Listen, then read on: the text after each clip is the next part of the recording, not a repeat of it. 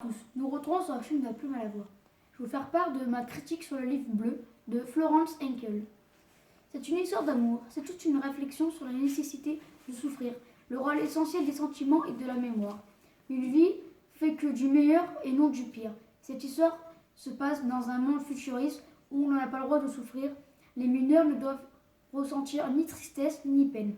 Une société appelée la CE2, cellule d'éradication de la douleur émotionnelle, oblitère les mineurs pour faire oublier leur douleur et leur chagrin. Dans le roman bleu, Silas et Astrid sont amoureux, mais malheureusement, Astrid meurt dans un accident. Mais la CED a tout prévu. Elle intervient et stoppe la souffrance de Silas. Il se retrouve donc avec un point bleu sur le poignet, signe qu'il a été oblitéré.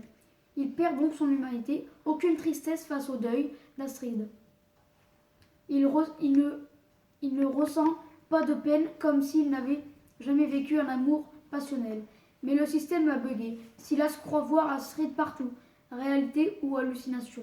Il va comprendre l'existence de SOS et de Action SOS, deux groupes qui militent contre l'oblitération, car elle est ici obligatoire pour les mineurs et non les adultes qui ont le choix de souffrir ou non.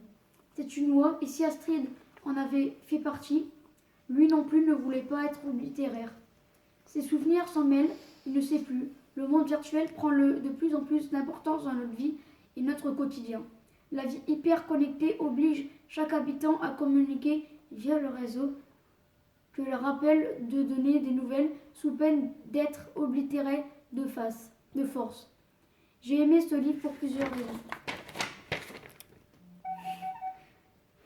Ce livre est rempli de suspense et d'action. Les personnages principaux sont attachants. Nous comprenons des choses tout au long de l'histoire et des explications. J'ai changé d'avis au cours du livre, car je pensais que vivre dans un monde sans ressentir la douleur ne pouvait être que meilleur, mais au final, c'est impossible. Les sentiments font partie de nous et nous ne devons pas les supprimer. C'est ce qu'il fait de nous, ce que nous sommes. C'est un roman rempli de surprises. Son côté futuriste paraît à la fait impossible, mais en même temps tellement proche de notre monde actuel. Je vous invite à lire ce livre.